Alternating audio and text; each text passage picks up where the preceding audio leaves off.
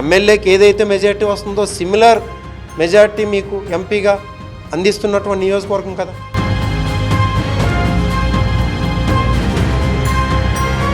ఎందుకు మనకు పోర్ట్ ఇక్కడ తయారవుతుంది కదా, మూలపేట ఇంటర్నేషనల్ ఎయిర్పోర్ట్ భోగాపురంలో ఉంది కదా, ఎందుకు మీరు ఆమ్దాల వలసలో కానీ శ్రీకాకుళం జిల్లాలో కానీ దాన్ని ప్రపోజ్ చేయలేదు బీపీసీఎల్ రిఫైన్? దామాషా పద్ధతి ప్రకారమైన మన జిల్లాకి 2 ఇన్స్టిట్యూషన్స్ రావాలి, మీరు ఒకటైనా తెచ్చారా?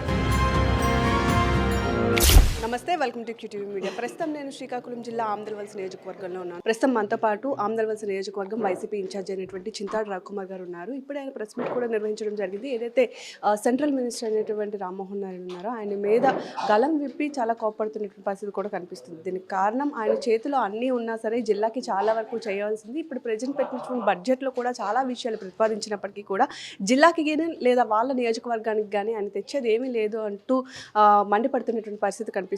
ఇదే నేపథ్యంలో రాష్ట్రంలో ఉండేటటువంటి పలు రకాల రాజకీయ పరిస్థితుల మీద కూడా అన్ని విషయాల మీద ఒకసారి మనం క్లారిటీ తెలుసుకునే ప్రయత్నం చేద్దాం. సార్ చెప్పండి, మీరు పెట్టేటటువంటి ప్రెస్ మీట్ ముఖ్య ఉద్దేశం ఏంటి? ఆల్రెడీ సెంట్రల్ మినిస్టర్ గారు ఏం చేయరు అంటున్నారు. అసలు జిల్లాకి ఆయన చేయగలిగేది ఏముంది, ఆయన ఏం పట్టించుకోవట్లేదని మీ అభిప్రాయం?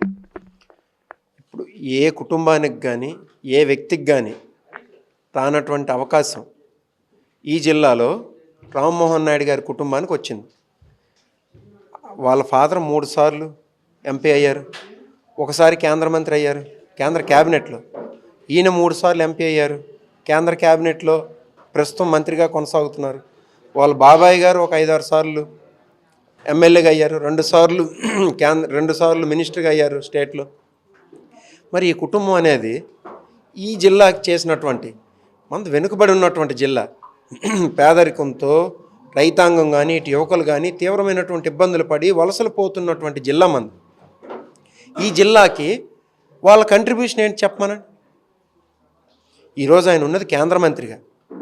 ఈరోజు మా తాలూకు ఆవేదన ఏంటంటే, ఇప్పుడు కేంద్ర బడ్జెట్ మొన్న నిర్మలా సీతారామన్ గారు ప్రవేశపెట్టినటువంటి బడ్జెట్లో ఒక 6-7 ఇన్స్టిట్యూషన్స్ ఏవైతే యూనివర్సిటీ క్లస్టర్స్ అని చెప్పేసి, నెక్స్ట్ మెడికల్ హబ్స్ అని చెప్పేసి, NIPER national institute of pharmaceutical education research అని చెప్పేసి, next Indian institute of hospitality అని, ఇండియన్ ఇన్స్టిట్యూట్ ఆఫ్ ఆయుర్వేద అని చెప్పేసి, ఇలాంటి ఇన్స్టిట్యూషన్స్ కొన్నింటిని, అలాగే ఇండియా సెమీకండక్టర్ మిషన్ అని చెప్పేసి 2.0 అని, ఇలాంటి వీటిని ప్రపోజ్ చేయడం జరిగింది ఈ బడ్జెట్లో.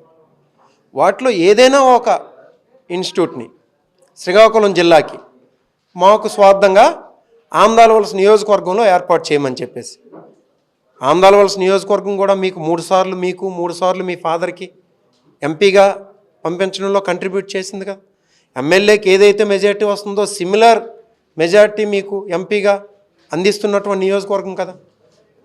మరి మీరు ఈ నియోజకవర్గానికి కూడా చేయాలని చెప్పేసి రిక్వెస్ట్ చేస్తూ ఏదైనా ఒక సెంట్రల్లీ స్పాన్సర్డ్ ఆర్గనైజేషన్, ఎందుకనంటే గతంలో బీపీసీఎల్ రిఫైనరీ ఒకటి స్టేట్కి అనేది కేటాయించడం జరిగింది, 96,000 కోట్లు. దాన్ని మచిలీపట్నంలో అన్నారు, తర్వాత తీసుకెళ్ళి రామాయపట్నంలో పెట్టారు. ఎందుకు మనకు పోర్ట్ ఇక్కడ తయారవుతుంది కదా, మూలపేట ఇంటర్నేషనల్ ఎయిర్పోర్ట్ భోగాపురంలో ఉంది కదా, ఎందుకు మీరు ఆమ్దాల వలసలో కానీ శ్రీకాకుళం జిల్లాలో కానీ దాన్ని ప్రపోజ్ చేయలేదు బీపీసీఎల్ రిఫైనరీ? డైరెక్ట్గా ఇండైరెక్ట్గా కలిపి 15-20 మందికి ఉద్యోగాలు కల్పిస్తున్నటువంటి సంస్థ అది. అలాగే సెమీకండక్టర్ మ్యానుఫ్యాక్చరింగ్ ఇన్స్టిట్యూట్ ఒకటి ఏర్పాటు చేస్తున్నారు 4,000 కోట్లతో. దాన్ని రాయలసీమలో ప్రపోజ్ చేస్తున్నారు. ఇంకా లొకేషన్ అనేది కన్ఫర్మ్ కాలేదు. కానీ అలాంటిది ఎందుకు మీరు ప్రయత్నించరు? ఆ దిశగా ఎందుకు మీరు అడుగులేయరు? గతంలో స్టేట్ బైఫ్రికేషన్ యాక్ట్ ప్రకారం 23 సెంట్రల్లీ స్పాన్సర్డ్ ఇన్స్టిట్యూషన్స్ అనేవి మన స్టేట్కి వస్తే పాత జిల్లాలు 13. దామాషా పద్ధతి ప్రకారమైన మన జిల్లాకి 2 ఇన్స్టిట్యూషన్స్ రావాలి, ఐఐటి కానీ ఎన్ఐటి కానీ సెంట్రల్ యూనివర్సిటీ కానీ IIIT కానీ లేకపోతే Indian institute of petroleum engineering కానీ ఐఈఎం కానీ అలాంటిది. మీరు ఒకటైనా తెచ్చారా? గిరిజన విశ్వవిద్యాలయం కానీ, పక్కనున్న విజయనగరంకి 1, విశాఖపట్నానికి 2, నెక్స్ట్ ప్రతి జిల్లాకి 1-2 ఇచ్చుకుంటూ వెళ్తే మీరు ఈ జిల్లాకి తీసుకురాలేదు. మీరు దానికి కొద్దిగైనా మీకు బాధ ఉందా? చూస్తే వెనక్కి తిరిగి చూస్తే సిగ్గుపడాలి కదా. మనకి ఇంతటి అవకాశం ఇచ్చిందే, కేంద్ర మంత్రి కన్నా ఇంకేం అవకాశం మీకు వస్తుంది? ఎల్లకాలం కేంద్ర మంత్రిగా ఉండిపోతారా? మీకు హైయెస్ట్ ప్రోటోకాల్తో ఉన్నారు మీరు ఈరోజు. మీ దగ్గర సీఎం రావాలి, కానీ సీఎం మీ దగ్గరికి వెళ్ళనవసరం లేదు, మీ సీఎం గారి దగ్గరికి మీరు వెళ్ళనవసరం లేదు, అంతటి ప్రోటోకాల్తో ఉన్నారు. కేంద్ర ప్రభుత్వంలో ఉన్నది ఎన్డీఏ భాగస్వామి ప్రభుత్వం, రాష్ట్రంలో ఉన్నటువంటి ఎన్డీఏ భాగస్వామి ప్రభుత్వం, ఇంకా దేశం మొత్తం మీద ఉన్నది కూడా ఎన్డీఏ భాగస్వామి ప్రభుత్వాలు కదా. మీరు ఎందుకు ఆ దిశగా చర్యలు తీసుకోరు? ఇంకో ముఖ్యమైన విషయం ఏంటంటే వంశధార రిజర్వాయర్ ఓ చిన్నది 70 సంవత్సరాల నుండి ఈ జిల్లా వాసుల తాలూకు కలది. 70 పోలవరం ఒక అయితే ఏంటి, అవ్వకపోతే ఏంటి? ఈ జిల్లాకి రైతులకి 2.5 లక్షల ఎకరాలకి సాగునీరు అందించి, త్రాగునీరు లక్షలాది మంది ప్రజలకు అందించి, జగన్మోహన్ రెడ్డి గారు ఏదైతే Uddanam surface drinking water project కట్టించారో ఆ ప్రాజెక్టుకి వంశధార రిజర్వాయర్ నుండి వాటర్ అందించినటువంటి ప్రాజెక్ట్ అది. చిన్న ఏంటిది వంశధార ట్రిబ్యునల్ తీర్పిచ్చినా కానీ చిన్న డిస్ప్యూట్స్ ఉన్నాయి ఒరిస్సా గవర్నమెంట్తో.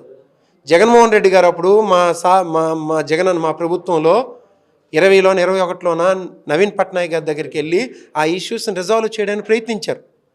ఈరోజు ఒరిస్సాలో ఉన్న ప్రభుత్వం ఏంటి? బీజేపీ ప్రభుత్వమే కదా. కేంద్రంలో ఉన్నది బీజేపీ ప్రభుత్వమే కదా. ఎక్కడ ఉన్నటువంటి మీ కూటమి ప్రభుత్వమే కదా. మీరెందుకు ఒరిస్సా గవర్నమెంట్తో వెళ్ళి మాట్లాడి ఆ రిజాల్వ్ చేసి నాడ్ బ్యారేజ్ పూర్తయినట్టు ఏర్పాటు చేయరు? ఆ దిశగా మీరు ఎందుకు అడుగులేయరు? మీకు 2 సంవత్సరాలు అయిపోయింది, ఇంకేం మరో 5 సంవత్సరాలు ఉందా మీకు మినిస్టర్షిప్? మరో సంవత్సరం అయిన తర్వాత ఎలక్షన్లోకి వెళ్ళిపోతారు. ఇంకా మరి ఎప్పుడు వెళ్ళి అడుగుతారు?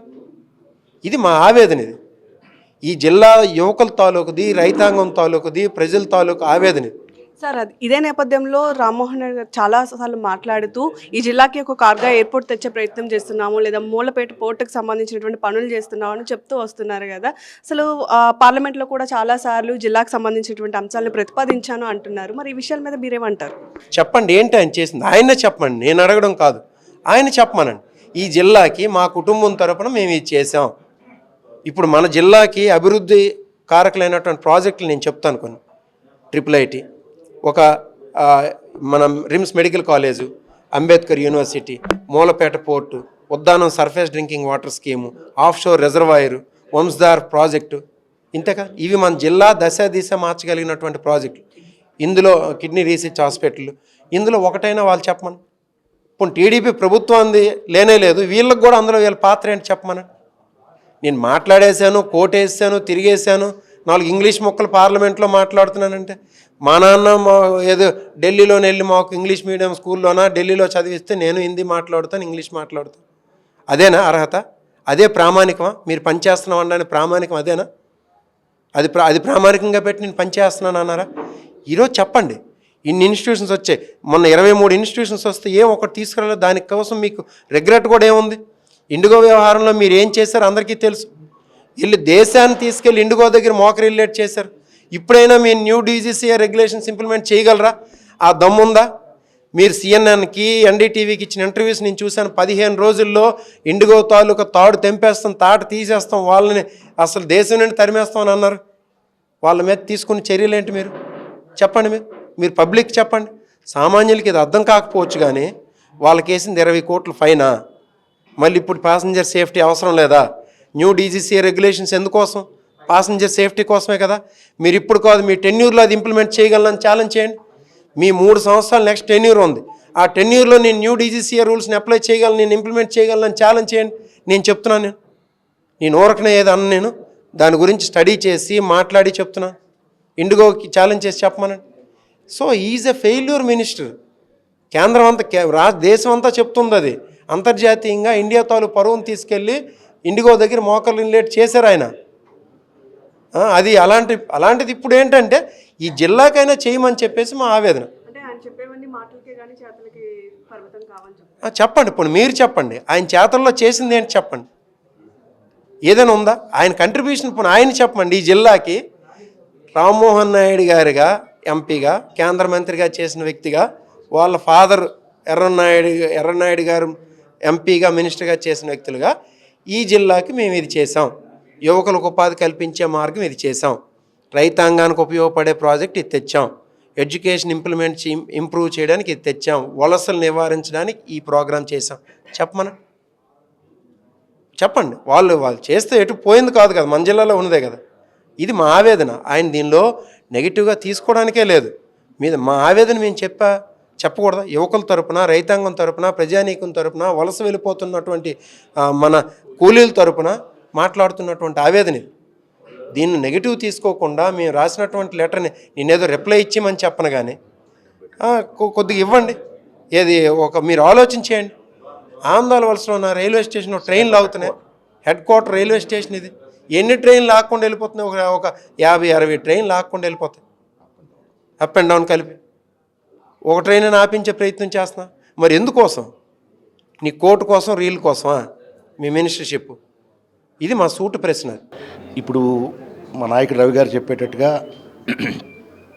ఈ దేశంలోనే ఉత్తరాంధ్ర, రాయలసీమ అత్యంత వెనకబడిన ప్రాంతాలు. వాటిలో శ్రీకాకుళం జిల్లా మరింత అత్యంత వెనకబడిన ప్రాంతం. దేశంలోనే అది ప్రూవ్ కాబడిన అంశం.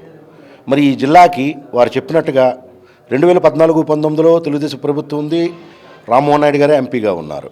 మరి ఆనాడు 23 సెంట్రల్ స్పాన్సర్డ్ ఇన్స్టిట్యూషన్స్ వస్తే ఒక్క ఇన్స్టిట్యూట్ కూడా మన జిల్లాకి రాలేదు.